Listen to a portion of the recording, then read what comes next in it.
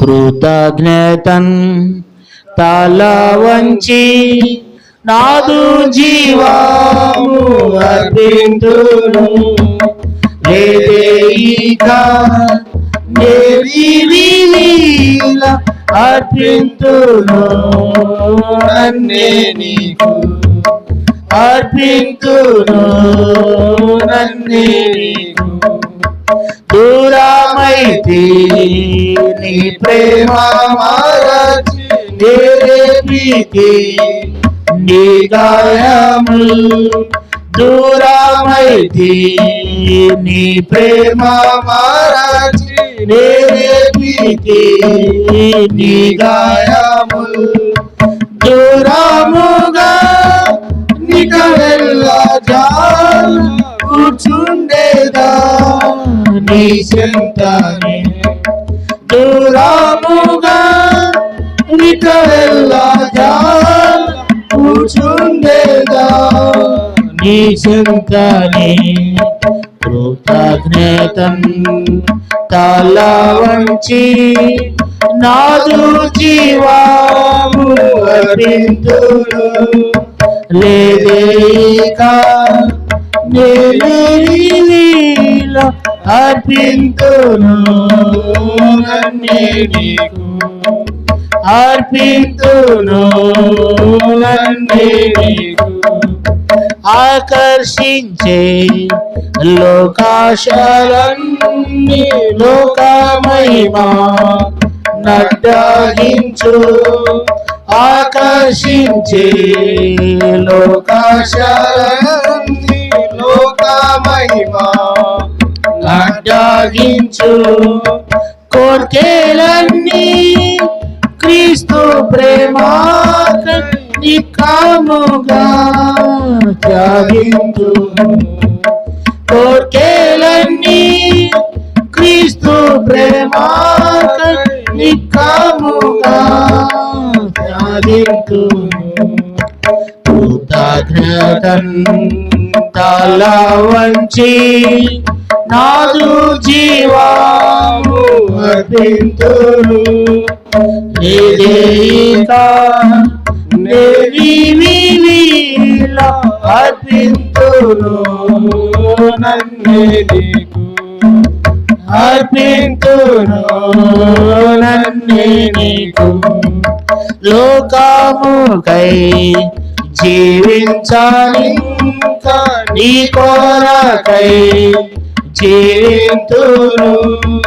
లోకముకై జీవించాలింకా నీ కొరకై జీవింతును. నీ కర్పింపన్ దేవేముది కొద్దినా జీవితము. నీ కర్పింపన్ దేవేముది కొద్దినా జీవితము. కృతజ్ఞతన్ తల వంచి నాదు జీవము అర్పింతును. లేదేయిక నేరివిలీల అర్పింతును. నన్నే నీకు అర్పింతును. నన్నే నీకు చింతించితి గత పాపములకై ఎంతో నేను ఏడ్చుచుంటి. చింతించితి గత పాపములకై ఎంతో నేను ఏడ్చుచుంటి. కృతజ్ఞతతో సమర్పింతును బ్రతుకంతయు నీ సేవకై. కృతజ్ఞతతో సమర్పింతును బ్రతుకంతయు నీ సేవకై. కృతజ్ఞతన్ తల వంచి నాదు జీవము అర్పింతును. లేదేయిక నేరివిలీల అర్పింతును నన్నే నీకు, అర్పింతును నన్నే నీకు.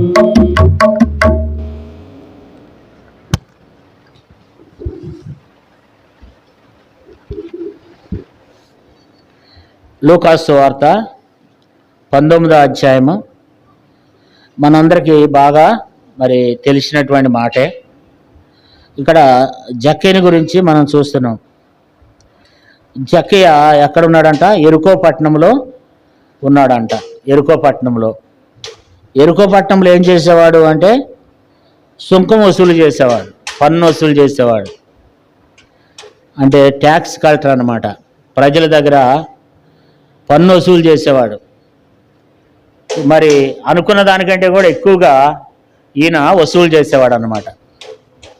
అయితే ఈయనకు అనుకున్నాడంట, ఒక రోజున యేసు ప్రభువారు ఆ ప్రాంతానికి వస్తే ఈయన ఏమనుకున్నాడంటే యేసు ఎవరు ఆయన్ని చూడాలనుకున్నాడంట. యేసు ప్రభువారు గురించి అనేక పర్యాయములు ఇంటూ వచ్చాడు.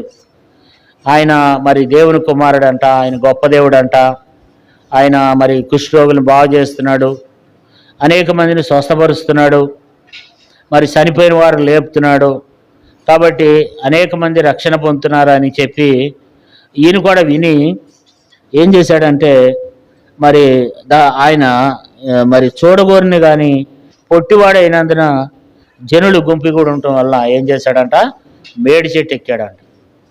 ఇవన్నీ కూడా సజీవమైనవే, ఎందుకంటే బైబిల్లో ఉన్నవన్నీ కూడా ఇప్పటికీ మేడి చెట్టు ఉంది, జక్కయ్య ఇల్లు ఉంది, జక్కయ్య సమాధి కూడా ఉందన్నమాట.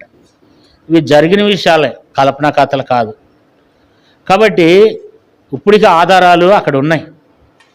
కాబట్టి మేడి చెట్టు ఎక్కిండంట. మేడి చెట్టు ఎక్కి యేసుప్రభువారు ఎవరో చూడాలి అనేటువంటి ఆశ తనలో కలిగి మరి పొట్టివాడు కనుక అందరితో కలిసి చూడలేక ఏం చేశాడంట, మేడి చెట్టు ఎక్కిండంట.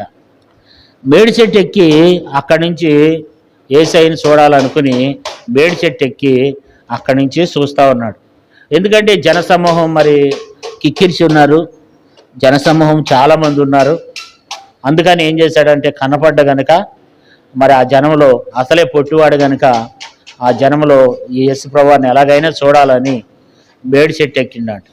ఈ దినాన్ని కూడా చాలామంది ఎవరైనా రాజకీయ నాయకులు వెళ్తుంటే లేకపోతే సీనియర్ యాక్టర్లు వెళ్తుంటే చాలామంది ఇళ్ల మీదకి ఎక్కి, చెట్ల మీదకి ఎక్కి, లేకపోతే టవర్లు ఎక్కి, సెల్ ఫోన్ టవర్లు కూడా ఎక్కి ఏం చేస్తూ ఉంటారు, చూస్తూ ఉంటారు. అంత ఎత్తులో నుంచి చూస్తుంటే స్పష్టంగా కనపడతాడని ఆశ. అట్లాగే ఈయనకి దేవుడంటే ఆశ, యేసు ప్రభువుని చూడాలనేటువంటి ఆశ. అయితే చెట్టు ఎక్కినాడంట. అప్పుడు యేసు ప్రభువారు అక్కడ ఒక మంచి నాలుగో వచనంలో ఒక మంచి మాట ఉంది. అప్పుడు యేసు ఆ త్రోవను రానయ్యుండేది కనుక అతడు ముందుగా పరిగెత్తి చెట్టు ఎక్కాను. అతనికి ఉన్నటువంటి ఆసక్తి ఏంటంటే ముందుగా పరిగెత్తి. కాబట్టి దేవుని మందిరానికి, దేవుని సన్నిధికి ముందుగా రావాలి. దైవ సన్నిధికి ఎప్పుడు రావాలి? దేవుని కార్యముల విషయంలో ముందుగా రావాలి. దేవుని కార్యములను అశ్రద్ధ చేయకూడదు. బైబిల్లో మాట ఉంటుంది, యెహోవా కార్యమును అశ్రద్ధగా చేయవాడు శాపగ్రస్తుడు అంట కదా. కాబట్టి దేవుని యొక్క కార్యాన్ని అశ్రద్ధగా చేయకూడదు. అలాంటి వారికి ఆశ తీరదు. కానీ జక్కయ్య ఏం చేస్తూ వచ్చినాడంటే ముందుగా పరిగెత్తి అందరికంటే ముందే ఆ చెట్టు ఎక్కి కూర్చున్నాడు. మరి జక్కయ్య ద్వారా దేవుడు మనకేమి నేర్పిస్తున్నాడు అంటే మనం కూడా దైవ సన్నిధికి ఎప్పుడు రావాలి? ముందుగా రావాలి. అది మనం నేర్చుకోవాలి. ముందుగా పరిగెత్తి కదా. ఆయన చూచుటకు ఒక మేడి చెట్టు ఎక్కింది. యేసు ఆ చోటికి వచ్చినప్పుడు కన్నెలెత్తి, జక్కయ్య త్వరగా దిగుము, నేడు నేను నీ ఇంట ఉండవలసి ఉన్నదని చెప్పగా అతడు త్వరగా దిగి సంతోషంతో ఆయన్ని చేర్చుకుని. అందరూ అది చూచి ఈయన పాపి అయిన మనుషుడు కదా, ఈయనింటికి ఎందుకు వెళ్తున్నాడు? పాపి కదా. జక్కయ్య అంటే ఎవరంట? పాపి కదా, ఆయన ఇంటికి ఎందుకు వెళ్ళాలా అని చెప్పి రకరకాలుగా ఏం చేస్తున్నారు, సనుక్కుంటున్నారు. అక్కడ రాయబడింది మరి వాళ్ళంట చాలా సనుక్కుంటున్నారంట. ఈయన పాపి అయినటువంటి మనుషుడు, ఇంటికి వెళ్తున్నాడు ఈయన అని చెప్పి చాలా సనుక్కుంటుంటేనంట జక్కయ్య నిలబడి, ప్రభా ఇదిగో, యేసుప్రభువారు ఏం మాట్లాడలేదంట, మౌనంగా ఉన్నాడు. అక్కడికి వెళ్ళి అక్కడ యేసుప్రభువారు ఏం బోధ చేయలే. వెళ్ళి యేసుప్రభు జక్కయ్య గారి ఇంట్లో కూర్చుని మౌనంగా ఉన్నప్పుడు జక్కయ్య నిలబడి ఏమంటున్నాడంటే 8వ వచనంలో, ప్రభువా నా ఆస్తిలో సగభాగము బేదలకు ఇచ్చున్నాను, నేను ఎవని యొద్దనైనను అన్యాయముగా దేన్నైనను తీసుకునేడలా అతనికి 4 వంతులు మరలా చెల్లించునని ప్రభుతో చెప్పాను అంటున్నాడు. ప్రభుతో, ప్రభువా నేను ఒకవేళ ఎవరి దగ్గర అయితే అన్యాయంగా తీసుకున్నాను వాళ్ళకి నేను 4 వంతులు చెల్లిస్తా ప్రభు. నా ఆస్తి అంతట్లో సగభాగాన్ని బీదలకు ఇస్తున్నాను. తర్వాత నేను ఎంత అయితే అన్యాయంగా తీసుకున్నానో వారి యొద్ద వారికి నేను మరలా తిరిగిస్తాను. అయితే 4 వంతులు నేను వారికి చెల్లిస్తాను అంటున్నాడు. అయితే బైబిల్లో 9వ వచనం రాయబడింది. అప్పుడు యేసుప్రభువారు అన్నాడు, అందుకేసు ఇతడును అబ్రహాం కుమారుడే, ఎందుకనగా నేడు ఇంటికి రక్షణ వచ్చి ఉన్నది. కాబట్టి ఇంటికి ఏమొచ్చిందంటే ఇప్పుడు జక్కి ఇంటికి రక్షణ వచ్చి ఉన్నది. కాబట్టి 10వ వచనంలో నశించిన దాన్ని వెతికి రక్షించుటకు మనిషి కుమారుడు వచ్చానని అతనితో చెప్పాను. కాబట్టి మరి నశించిపోతున్నటువంటి జక్కయ్య, లోకంలో పాపంలో జక్కయ్య ఏం చేస్తున్నాడు? నశించిపోతున్నాడు. లోకంలో పాపంలో జక్కయ్య గారు ఏం చేస్తున్నాడట? నశించిపోతుంటే యేసుప్రభువారు ఏం చేశాడు? దర్శించి ఆయన మరి జక్కిని దర్శిద్దామనే వచ్చాడు. ఆయన భూమి మీద ఉన్నటువంటి మానవులను ఆయన దర్శిస్తున్నాడు అన్నమాట. జక్కయ్య ఎలాంటి స్థితిలో ఉన్నాడు అప్పటికి? జక్కయ్య లంచగొండి అనుకున్న దానికంటే కూడా ఎక్కువ ట్యాక్స్ వసూలు చేసి డబ్బే శాశ్వతం అనుకుని మరి ఉన్నదానికంటే కూడా ఎక్కువగా సంపాదించి మరి అన్యాయంగా జీవిస్తున్నటువంటి జక్కయ్య, పాపంలో నింపబడి ఉన్నటువంటి జక్కయ్య తను ఏమైపోయినాడు? చెడిపోయినాడు. జక్కయ్య పడిపోయినాడు. జక్కయ్య పూర్తిగా ఏమైపోయాడు? నశించిపోయినాడు. నశించి నరకానికి వెళ్తాడు జక్కయ్య. అయితే నశించిన దాన్ని వెతక రక్షించడానికి మనిషి కుమారుడి లోకానికి వచ్చినాడు. ఎందుకు వచ్చినాడు? జక్కయ్య కొరకంటే జక్కయ్య నశించిపోతుంటే జక్కయ్య కొరకు వచ్చాడు. ఆ జక్కయ్య ఎవరో కాదు, ఆ జక్కయ్య నేనే, ఆ జక్కయ్య మీరే. కాబట్టి ఆ జక్కయ్య ఎవరమో మనమే. ఆ జక్కయ్య మన కొరకే యేసే ఈ లోకానికి వచ్చినాడు.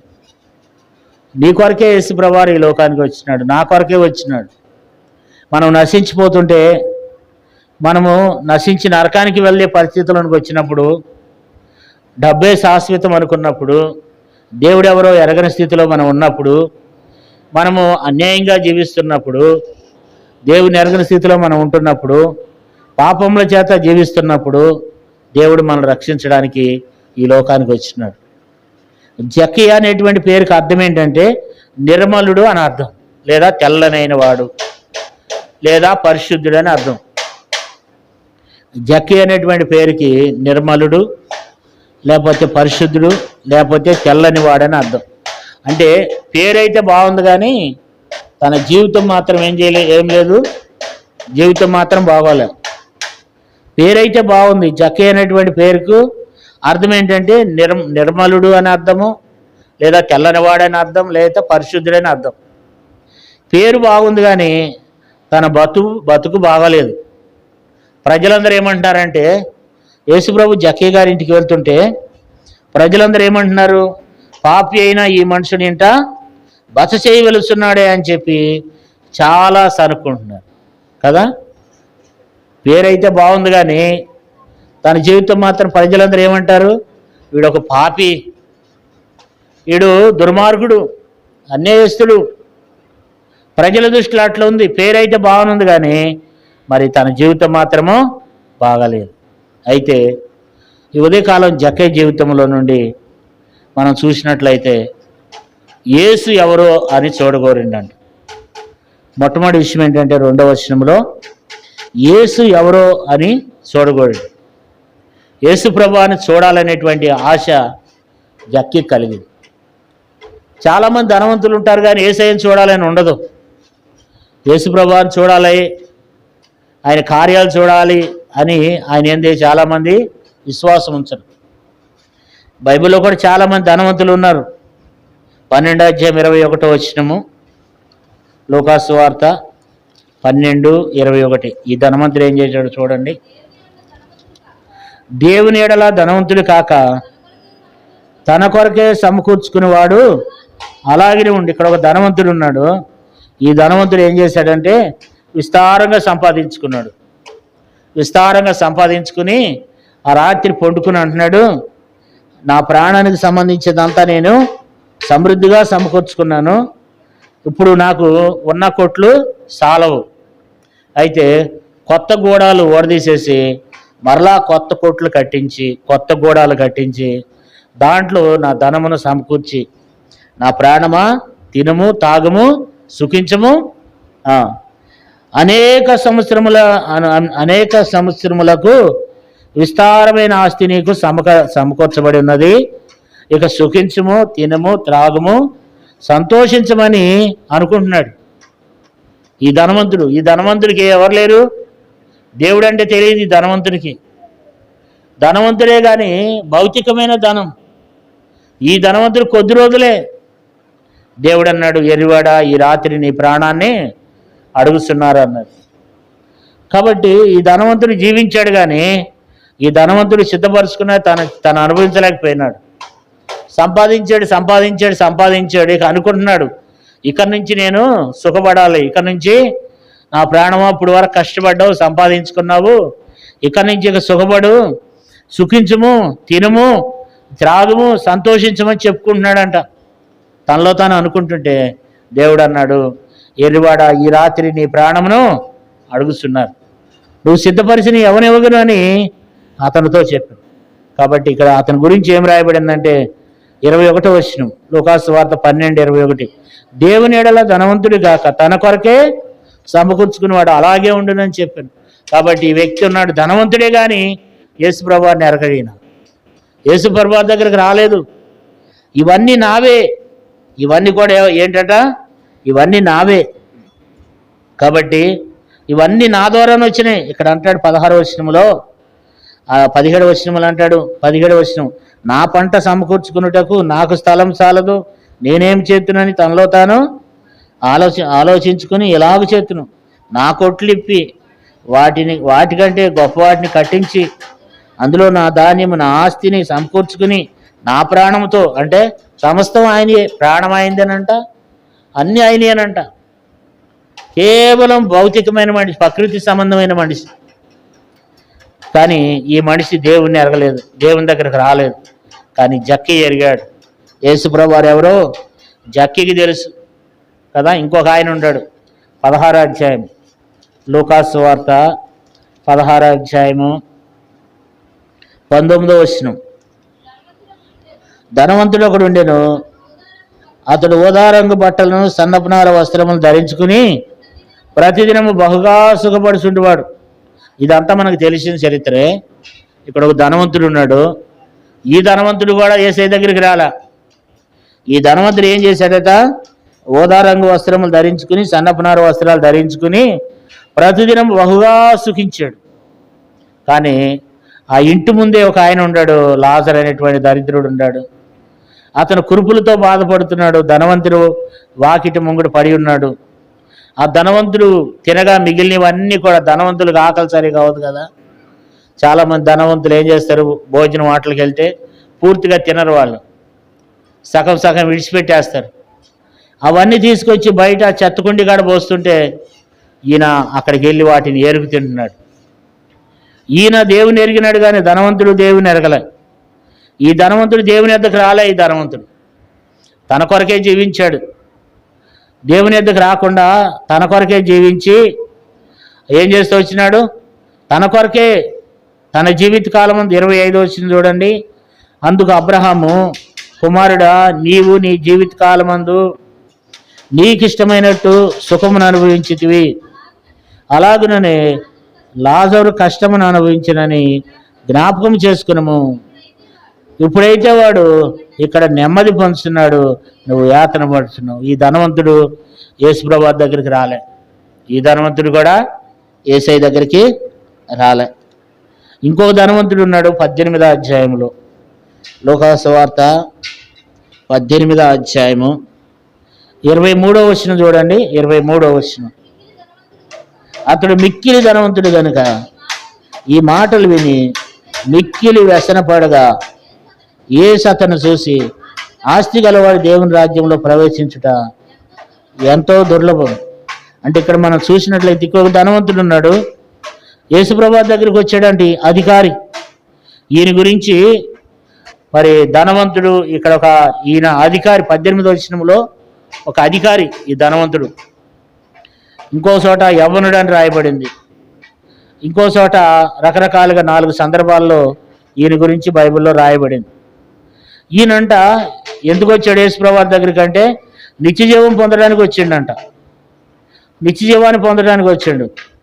అయితే నిత్యజీవాన్ని పొందడానికి వచ్చిండు. కానీ యేసుప్రభు ఏమన్నాడంటే, అయ్యా నువ్వు అన్నది కరెక్టే, కానీ అయితే నీకోటి కొదువుగా ఉందన్నాడు.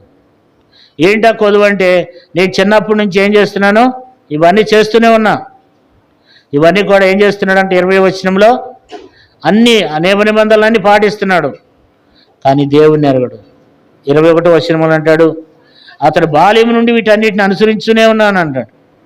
యేసయ్య అన్నాడు, నీకు ఒకటి కొదువుకుంది, నీకున్నవన్నీ నీకు కలిగినవి అమ్మి పేదలకు ఇచ్చిన వచ్చి నన్ను వెంబడించమంటే ఈయన ఏం చేశాడంట, ఈయన దుఃఖపడితే వెళ్ళిపోయినాడంట.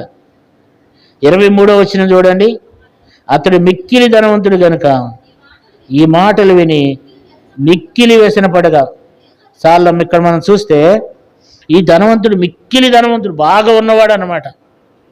ఈయన ఏం చేశాడంట, చూచి వెళ్ళిపోయినాడు, దుఃఖపడ్డాడు. ఎందుకు దుఃఖపడ్డాడంటే యేసుప్రభు ఏమన్నాడంటే 23వ వచనంలో 22వ వచనం చదవమ్మా.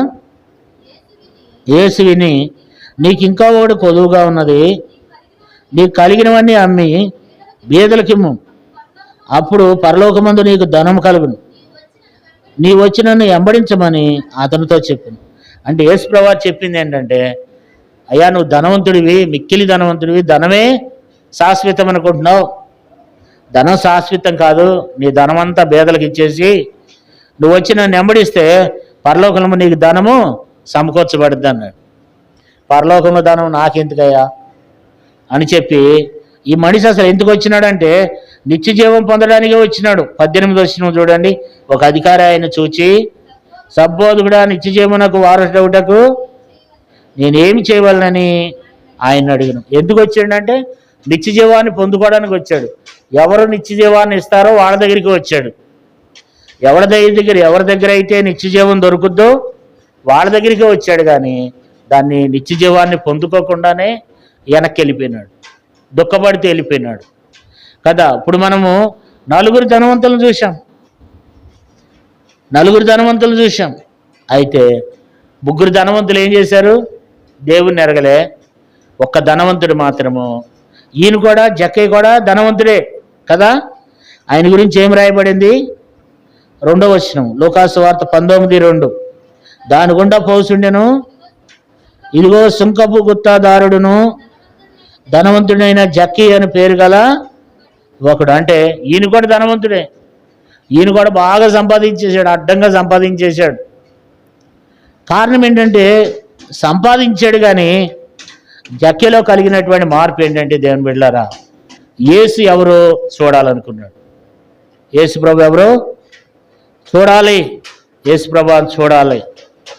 అందుకని ఆసక్తితో ఏం చేశాడంట, 4వ వచనంలో ముందుగా పరిగెత్తినాడు.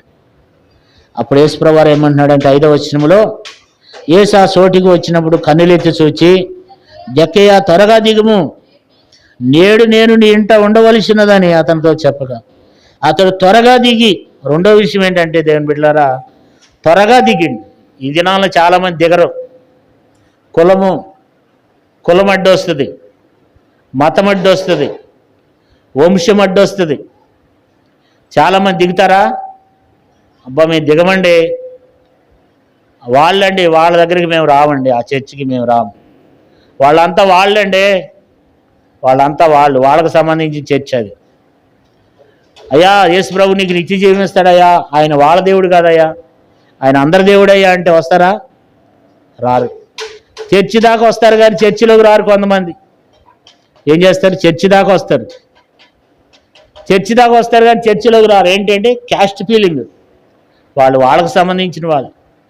కాబట్టి రక్షణ పొందాలన్నా అదే ఫీలింగ్, బాప్తీసం తీసుకోవాలన్నా అదే ఫీలింగ్. దిగుతారా చాలామంది? కులం అనే చెట్టు దిగుతారా? మతం అనే చెట్టు దిగుతారా? Caste feeling దిగుతారా? ఏం పోవో అవన్నీ కూడా వాటి వరకు ఏం చేస్తారు? దిగరు చాలామంది. దేవుని దగ్గరికి రాయంటే యేసు ప్రభు దగ్గరికి వస్తే ఇంకేమైనా ఉందా? మా పిల్లలకు పెళ్ళిళ్ళు అయినాక వస్తానంటాడు ఒక ఆయన. పిల్లలకు పెళ్ళిళ్ళు అయినాక వస్తాడంట, అప్పుడు దిగుతాడంట. అప్పుడు దిగేదాకా ఆయన ఉంటాడా చెప్పండి? కాబట్టి చాలామంది ఏం చేయరు? దిగరు. నేను అక్కడే ఉంటాను, మా స్థాయి అండి, మాకు కూడా దేవతలు ఉండారండి, దేవుళ్ళు ఉండారండి, యేసుప్రభు వారు కూడా గొప్పవాడే కదండి, మేము దిగమండి. మేము ఇప్పుడు దిగము. ఎక్కడికి? మతంలోకి. ఎక్కడికంట? యేసుప్రభు అంటే ఏంటంట? మతం అంట. మేము ఇప్పుడు దిగమండి మతంలోకే. మరి ఎప్పుడు దిగుతావురా నాయన అంటే ఆడు ఎప్పుడు అక్కడే ఉంటాడు, చివరికి అక్కడే చచ్చిపోతాడు, అక్కడే నరకానికి వెళ్ళిపోతాడు. కానీ జక్కీ ఏం చేశాడంటండి? అతడు త్వరగా దిగి సంతోషంతో ఆయన చేర్చుకున్నాడు. ఈ దినం చాలామంది చేర్చుకుంటున్నారా? యేసయ్యని చేర్చుకుంటున్నారా? యేసుప్రభువుని చేర్చుకోవట్లా. కారణం ఏంటంటే వాళ్ళు దిగట్లేదు వాళ్ళు. ఇప్పుడు మన నరసపు చెరువు గ్రామంలో సంవత్సరాల తరబడి బాగా చేస్తున్నాం, అక్కడ మైకి పెట్టి దిగట్లే వాళ్ళు. వెంకటేశ్వర గారు దిగాడు, ఎటు దిగాడో తెలట్లేదు. కానీ కొంతమంది దిగట్లేదు. దిగపోతే నిత్య నాశనం, నరకం తప్పదు. కాబట్టి అనేక మంది దిగరు, కానీ జక్కయ్య దిగాడు. మనం దిగాం, ఇక్కడ కూర్చున్న మనంతా దిగిన వాళ్ళమే. కాబట్టి దేవుని బిడ్డలారా, జక్కయ్య ఏం చేశాడు? జక్కయ్యలో ఉన్నటువంటి రెండో విషయం ఏంటంటే తనలో కలిగిన మార్పు, దిగొచ్చినాడు. మూడో విషయం ఏంటంటే జక్కయ్య అలాంటి వాడు పాపి కదా. 7వ వచనంలో చూడండి, అందరూ చూసి ఈయన పాపి అయిన మనిషి వద్ద బస్సు వెళ్ళినని. కాబట్టి అలాంటి వాడు పాపి ఏమయ్యాడు చెప్పండి? పరిశుద్ధుడయ్యాడు. యేసుప్రభు వారి ద్వారా నీతిమంతుడయ్యాడు. ప్రజలందరూ పాపి, ఇప్పుడు పాపి ఏమయ్యాడు? నీతిమంతుడయ్యాడు. పాపి ఏమయ్యాడు? నీతిమంతుడయ్యాడు. పాపి ఏమయ్యాడు? నీతిమంతుడిగా మార్చబడ్డాడు కదా. కాబట్టి ఇప్పుడు జక్కయ్య ఏం చేస్తూ వచ్చినాడంట? మారు మనసు పొందాడు. ఏం పొందాడు? 8వ వచనం చూడండి. జక్కయ్య నిలబడి, ఇదిగో ప్రభువా, నా ఆస్తిలో సగభాగం బీదలకి ఇచ్చుచున్నాను. మరి ఇన్ని రోజుల నుంచి ఇవ్వలేదే. కానీ ఇప్పుడు జక్కయ్య మారు మనసు పొందాడు. జక్కయ్య ఇప్పుడు ఏం చేస్తున్నాడు? మారు మనసు పొందాడు. మారు మనసు పొంది, అయ్యా నేను ఇప్పుడు బీదలకు ఏం చేస్తాను? సగం ఇచ్చేస్తా. తర్వాత జక్కయ్యలో కలిగిన మార్పు ఏంటంటే జక్కయ్య అన్యాయస్తుడే. ఎందుకంటే 19వ అధ్యాయం 8వ వచనం చూడండి. 8వ వచనం, జక్కయ్య నిలబడి, ఇదిగో ప్రభువా, నా ఆస్తిలో సగము బీదలకు ఇచ్చున్నాను. నేను ఎవని యొద్దనైనను అన్యాయంగా దేనినైనా తీసుకున్నాడులా అతనికి 4 అంతలు మరలా చెల్లించునని అతనితో చెప్పాను. ఈయన అన్యాయంగా జీవించాడు, అన్యాయంగా కొంతమంది ఉద్యోగాలు చేస్తారు, ఉద్యోగాలు చేసి లంచాలు తీసుకుంటారు. కొంతమంది నీతిగా చేస్తారు, వాళ్ళ దగ్గర ఏముండవు పాపం. కొంతమంది లంచాలు తీసుకునే వాళ్ళ జీతాలు ఎట్లా ఉంటాయంటే వాళ్ళ జీతాలు వేలల్లో ఉంటే వాళ్ళ ఆస్తులు కోట్లలో ఉంటాయి. కారణం ఏంటంటే అన్యాయంగా సంపాదిస్తారు కొంతమంది అధికారులు. కొంతమంది నిజాయితీగా దేవుని కొరకు వాళ్ళు లంచాలు తీసుకోకుండా వాళ్ళు నిజాయితీగా ఉంటారు కొంతమంది. కానీ కొంతమంది ఏం చేస్తారు? వాడు కొద్దిపాటి వాడైనప్పుడు కూడా పెద్ద పెద్ద బిల్డింగ్లు కట్టేసి మంచి మంచి ఆస్తులు సంపాదించుకుంటారు. జక్కయ్య కూడా ఏం చేశాడు? అంటుకున్న దానికంటే కూడా జక్కయ్య ఏం చేశాడంటే అన్యాయంగా వాళ్ళ మీద ట్యాక్స్ కట్టించి అనుకున్న దానికంటే కూడా ఎక్కువగా డబ్బు సంపాదించాడు. అందుకే అన్నాడు, అయ్యా నేను ఎవరి దగ్గరైనా నేను అన్యాయంగా తీసుకున్నాడు, మనోడు అన్యాయంగా తీసుకున్నాడు, అందుకనే సంపాదించాడు, అందుకనే ధనవంతుడయ్యాడు. ధనవంతుడు అయ్యాడు అంటే అర్థం ఏంటి? ఎంతోమంది దగ్గర లంచాలు తీసుకుంటే ఆ వ్యక్తి ధనవంతుడు అయ్యాడు. కానీ ఇప్పుడు జక్కయ్య ఆ ధనాన్ని ఇడిచిపెట్టేస్తున్నాడు. 8వ వచనంలో అంటున్నాడు కదా, ఏమంటున్నాడు? నేను 4 వంతులు చెల్లిస్తాను. ఇప్పుడు సగమేమో బేదలకు ఇస్తాడంట, సగమేమో ఎవరి దగ్గర అయితే అన్యాయంగా తీసుకున్నాడో వాళ్ళకి 4 అంతలు చెల్లిస్తాడంట. ధనాన్ని విడిచిపెట్టాడు జక్కయ్య. ధనాన్ని విడిచిపెట్టాడు. ధనం శాశ్వతం కాదనుకున్నాడు. ఈ ధనం నాకు వద్దు ప్రభువా, నాకు ప్రభువు కావాలి. అప్పుడు యేసుప్రభు వారు ఏమన్నాడంటే 9వ వచనంలో, ఇతడును అబ్రహాం కుమారుడే, ఎందుకనగా ఈ ఇంటికి రక్షణ వచ్చి ఉన్నారు. కాబట్టి ఇతడు అబ్రహాం కుమారుడు. అసలైన నిజమైన ఆశీర్వాదం ఇదే. మనం అనుకుంటాము ఈ భౌతికంగా మంచి మంచి ఇళ్ళు కట్టుకుంటే, మంచి మంచి బిల్డింగ్లు కట్టుకొని కోట్లు డబ్బు సంపాదించుకుంటే మనం ధనవంతులం అనుకుంటాం. ఈ ధనము ఇక సంబంధమైనది, కొద్ది రోజులు ఉండేది, ఈ శాశ్వతమైనది కాదు. ఇప్పుడు ఆ ఒక ధనవంతుడు ఏం చేశాడు? 18వ అధ్యాయంలో ఉన్న ధనవంతుడు ఏం చేశాడు? దుఃఖపడుతూ వెళ్ళిపోయినాడు. ధనాన్ని విడిచిపెట్టలేకపోయినాడు. ఎన్ని రోజులు ఉండి ఉంటాడు? మహా బతికితే 100 సంవత్సరాలు. ఇంకా ఆవిసి ఉంటే పని. కొంతమంది 104, 105, 110 వరకు బతికే వాళ్ళు కూడా ఉన్నారు అక్కడక్కడ. సరే 110 బతికాడు అనుకోండి, అవి త్వరగా గతించిపోతాయి కదా. దినాలు ఏమవుతాయి? త్వరగా గతించిపోతాయి. కానీ ఈ ధనము, ఇతడు అబ్రహాము కుమారుడే. అబ్రహాం కుమారులు ఎక్కడుంటారు చెప్పండి? అబ్రహాం కుమారుడు ఎక్కడున్నాడు?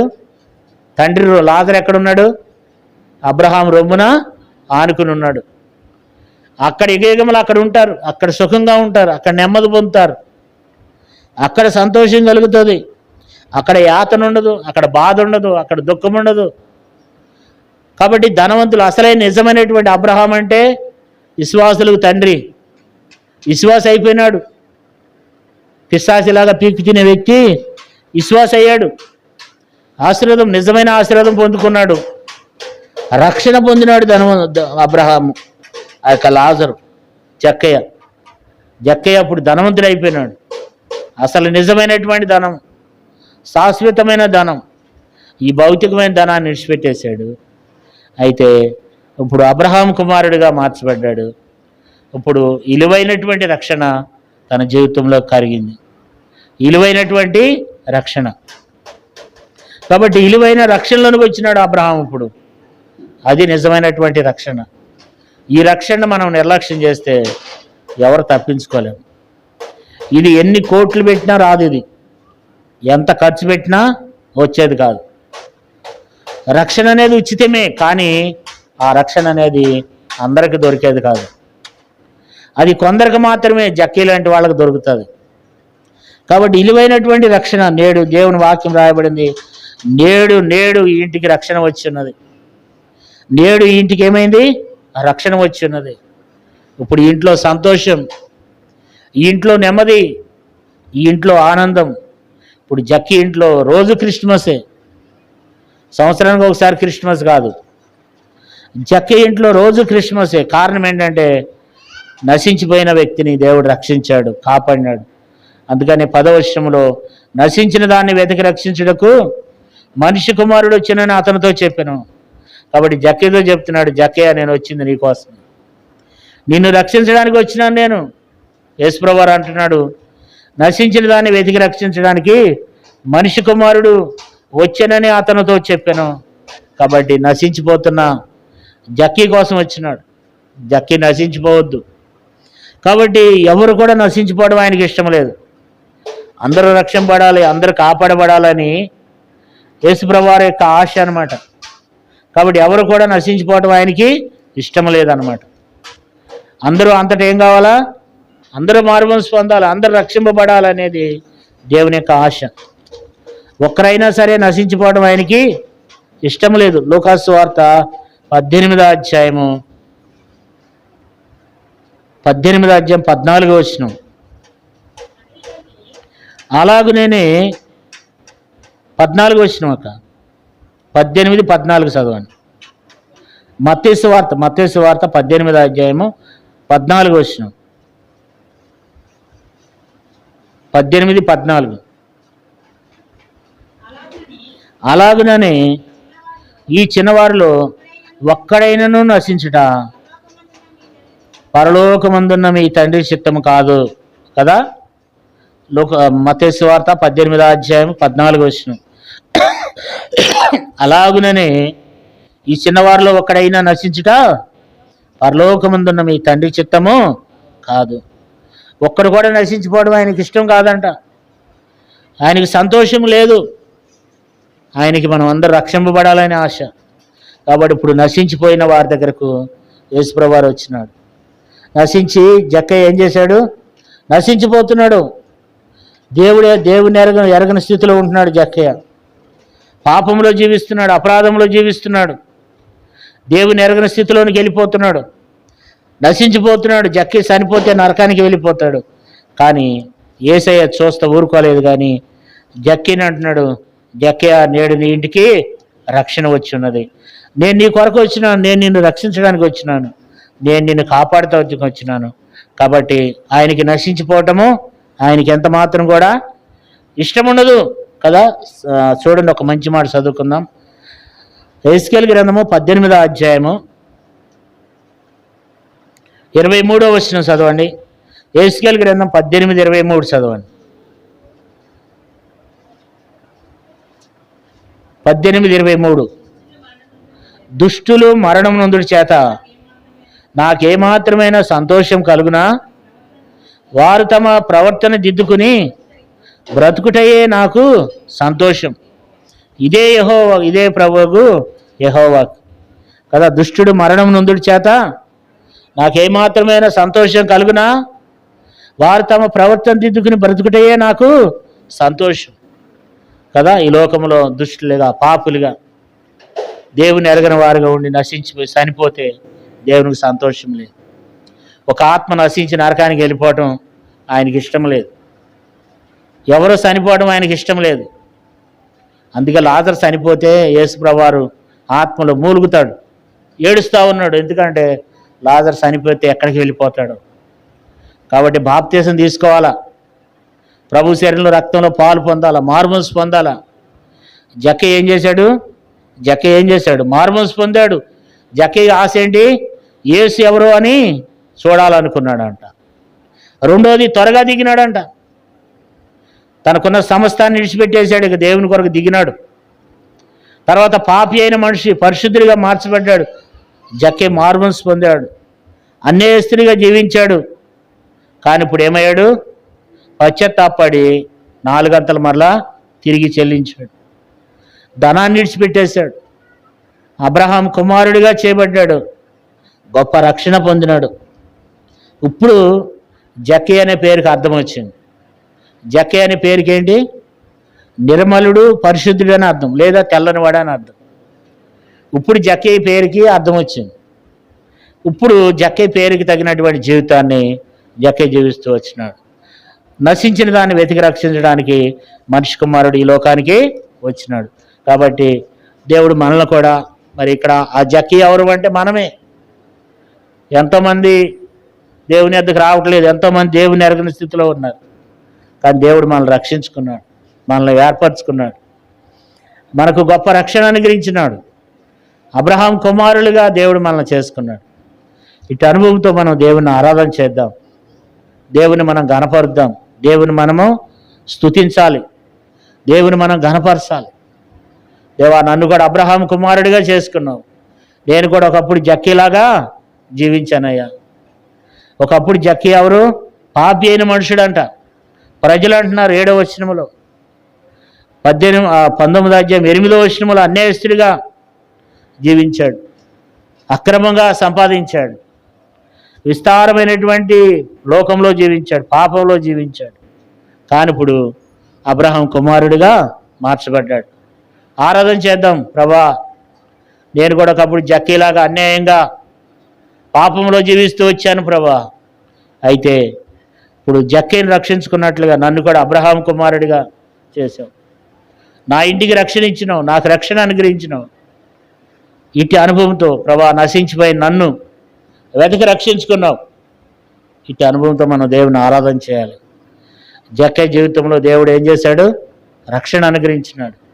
నేడు ఇంటికి ఏమొచ్చింది? ఇప్పుడు రక్షణ వచ్చింది. అబ్రహాం కుమారుడే కాబట్టి ప్రభా నాకు గొప్ప రక్షణ ఇచ్చినావయ్యా. అబ్రహాం కుమారుడిగా చేసుకున్నావు, నీ బిడ్డగా చేసుకున్నావు, అబ్రహాం కుమారులు ఒకడిగా చేర్చావు, రక్షణ అనుగ్రహించావు. నశించిపోతున్న నన్ను వెతికి రక్షించడానికి నా కొరకు వచ్చినావు అని చెప్పి దేవుని మనము ఆరాధన చేద్దాం, దేవుని మనము స్తుతిద్దాం. దేవుడి కొద్ది మాటలు దీవించి ఆశీర్వదించును గాక.